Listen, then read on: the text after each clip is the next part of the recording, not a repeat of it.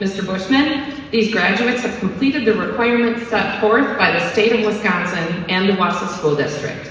It is with pleasure that I present them to you as EEA's class of 2025.